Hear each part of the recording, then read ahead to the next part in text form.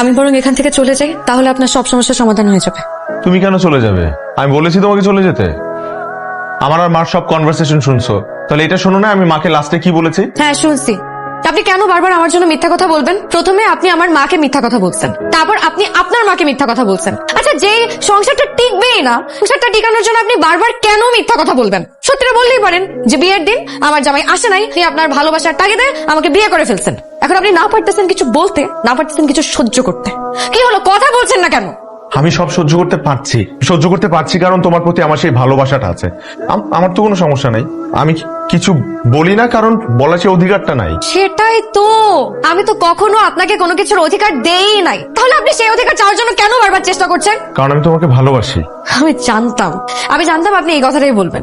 উফ, এত ভালোবাসা কোথায় পান আপনি? এই যে আমি আপনার সাথে এত বাজে ব্যবহার করি, তারপরে কি আপনার কোনো কিছুতে আসে যায় না? আসে যায় না। আমার সাথে এর চাইতেও খারাপ ব্যবহার করো, আমার কিচ্ছু আসে যাবে না।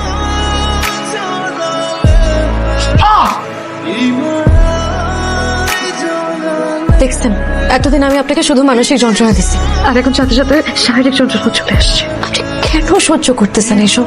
আমি সহ্য করবো যতদিন তোমাকে ভালোবাসবো ততদিন।